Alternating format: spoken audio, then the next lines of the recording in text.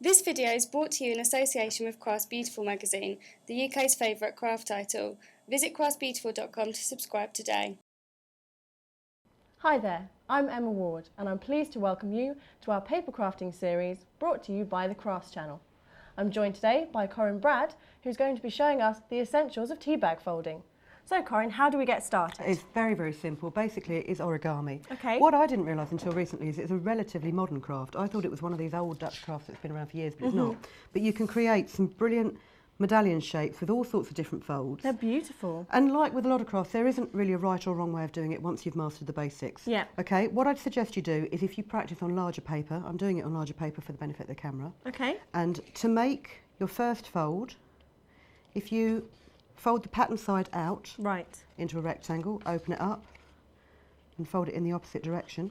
Try and make sure when you're folding that you do line up your corners and your edges perfectly, because when you're using a patterned paper like the ones that we've got here, what you want to achieve is that the patterns sort of line up symmetrically.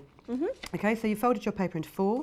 If you then fold it into a triangle so that the blank side is showing, and then simply what you can do is fold it into this base. Now I think this base is called the water bomb base.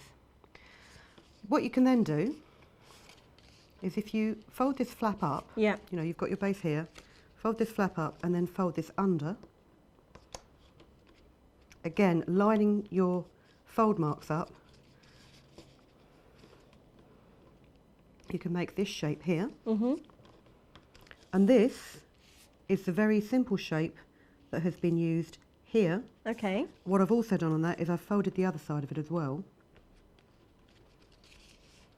If you can see that. Yes. To make a triangle in the middle of it. What's great about these tea bags is they come up 3D. Don't glue it all down in place. It's much nicer to have it with the lifting up bits. Yes. Now the other fold that you can start with is if you fold right side out on a triangle, first of all, and then wrong side in. Actually, I do need to fold both triangles right side out.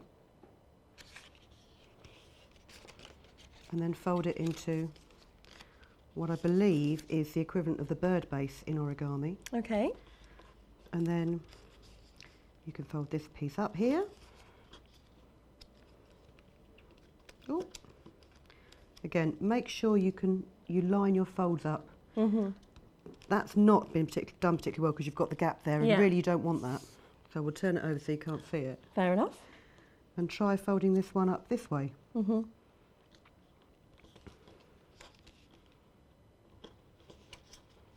Take your time doing it. I mean, I'm doing this quickly just to show you how quick it can be done.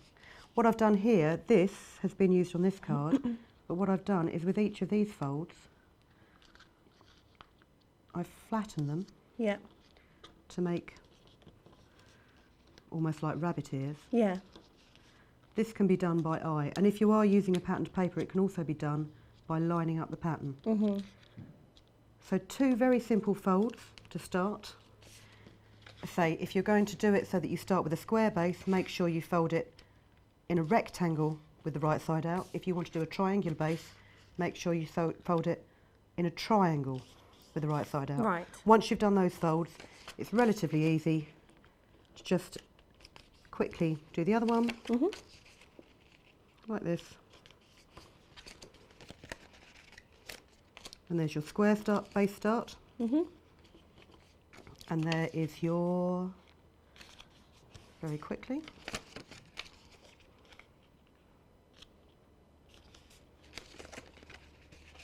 triangular start. Fantastic. Get folding. Indeed, that's great, Corinne. Thanks for that.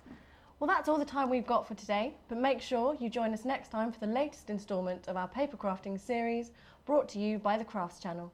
Thanks, and I'll see you next time.